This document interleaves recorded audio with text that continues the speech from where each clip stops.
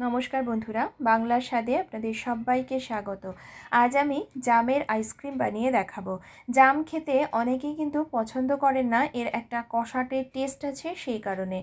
तबे जामेर उपकारिता आमरा किन्तु प्रत्येकेई जानी। ताई जाम खाওয়ানোর জন্য বাচ্চাদেরকে যদি এভাবে আইসক্রিম বানিয়ে দেন তাহলে কিন্তু সেটা শুধু বাচ্চাদের নয় বড়দেরও ভীষণ পছন্দ হবে। চলুন তাহলে দেখে নেওয়া যাক আমার আজকের এই ভিডিওটি। এই আইসক্রিমের জন্য প্রথমেই এর বেসটা রেডি করব। তাই একটা মিক্সির জারের মধ্যে নিয়ে নিয়েছি হাফ কাপ পরিমাণে চিনি, 1 কাপ পরিমাণে মিল্ক পাউডার, দিয়ে দিচ্ছি 2 কাপ পরিমাণে লিকুইড দুধ। দুধটাকে জাল দিয়ে ভালো করে ঠান্ডা করে নিয়েছি। এখন আমি এর মধ্যে দিয়ে দিচ্ছি 200 ml ফ্রেশ ক্রিম। এটাকে আধ ঘন্টার জন্য আমি ফ্রিজে রেখে খুব ভালো করে ঠান্ডা করে নিয়ে তবে এর মধ্যে ব্যবহার করেছি। আর ক্রিমের যে গাঢ় অংশটা সেটা আপনারা ব্যবহার করবেন। আর যদি ক্রিম কোনো কারণে না থাকে সেক্ষেত্রে আপনারা কিন্তু দুধের মালাইও ব্যবহার করতে পারেন। সব কিছু ভালো করে ব্লেন্ড করে যে পাত্রে আইসক্রিম সেট করতে দেব তার মধ্যে ঢেলে এটাকে 4 ঘন্টার জন্য আমি ফ্রিজে রেখে দিচ্ছি। এবারে আমি এদিকে জামটাকে রেডি করে নেব। আমি এখানে 200 গ্রাম পরিমাণে জাম নিয়েছি। আর এখানে আমি কিন্তু একটু নরম নরম দেখে জাম নিয়েছি, তাতে করে এই জামগুলো একটু বেশি মিষ্টি হয়। এখন একটা ছুরির সাহায্যে এই জামের খোসাগুলোকে বা পাল্পগুলোকে বীজের থেকে আলাদা করে নিচ্ছি। সমস্ত জামের বীজের থেকে আমি পাল্পটাকে আলাদা করে নিয়েছি, বীজগুলোকে আমি সরিয়ে দিচ্ছি।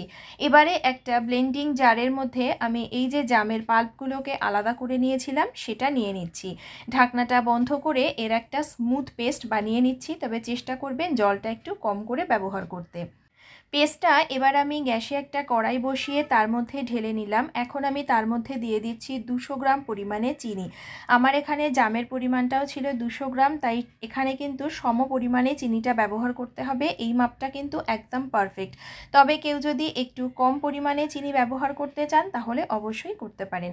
গ্যাসের ফ্লেমটাকে একদম লোতে রেখে এটাকে ক্রমাগত নাড়াচাড়া করতে করতে একটু জাল করে ঘন করে নেব। মানে মোটামুটি সসের মতন একটা কনসিস্টেন্সিতে আনতে হবে। মোটামুটি 4-5 মিনিট লো ফ্লেমে জাল করে নিয়েছি। দেখতেই পাচ্ছেন এখন এটা যথেষ্ট ঘন হয়ে গেছে। এই সময় আমি এর মধ্যে দিয়ে দিচ্ছি হাফ চা চামচ পরিমাণে লেবুর রস। এখানে লেবুর রসটা দিলে জামের যে কালারটা সেটা কিন্তু একদমই ইনট্যাক্ট থাকবে। আইসক্রিম বানানোর পরও এই কালারটা কিন্তু ফেড হয়ে যাবে না। আমার এই মিক্সচারটা ভালো করে তৈরি হয়ে গেছে। এবার গ্যাসটাকে অফ করে দিয়ে এটাকে সাইডে রেখে একদম ঠান্ডা করে নেব। ওদিকে ঘন্টা চারেক পরে ফ্রিজ থেকে আমি আইসক্রিমের বেসটাকে বার করে নিয়ে এসেছি। এখনও কিন্তু এটা পুরোপুরি জমেনি। এটাকে আরেকবার একটু চার্ন করতে হবে। তার জন্য একটা মিক্সার জারের মধ্যে এই মিক্সচারটাকে দিয়ে দিচ্ছি। তবে এটা কিন্তু পুরোটা দেব না, আমি দুবারে এটাকে চার্ন করে নেব। প্রথমে হাফ পোর্শন এর মধ্যে দিয়ে দিচ্ছি। আর এই আইসক্রিমের বেসটাও কিন্তু খেতে দারুণ টেস্টি হয়। আপনারা কিন্তু এভাবেও মালাই আইসক্রিম বলে এটাকে সার্ভ করতে পারেন। এবার ঢাকনাটা বন্ধ করে এটাকে ভালোভাবে একটু চার্ন করে নিলাম। এখন এই হাফ যে পোর্শনটা চার্ন করেছি তার মধ্যে জামের সসটাকে দিয়ে দিচ্ছি। আমি এটা চেলে নিইনি, আপনারা চাইলে চেলে স্মুথ করেও নিতে পারেন। আরেকবার ভালো করে এটাকে ব্লেন্ড করে নিলাম। এখন বাকি যে হাফ পোর্শনটা ছিল মালাই আইসক্রিমের সেটাকে আলাদা করে ব্লেন্ড করে নিয়ে আমি এই সেট করতে দিলাম যে বক্সটাতে, তার মধ্যে ঢেলে ওপর থেকে জামের পাল্প মেশানো যে পোর্শনটা ছিল সেটাকে ঢেলে দিলাম।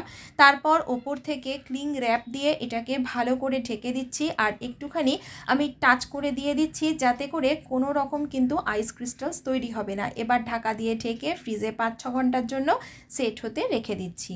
তৈরি হয়ে গেল জামুন আইসক্রিম। রেসিপিটি আপনাদের কেমন লাগলো আমাকে কমেন্ট করে জানাবেন এবং আমার ভিডিওটি শেষ পর্যন্ত দেখার জন্য আপনাদের সকলকে জানাই অসংখ্য ধন্যবাদ।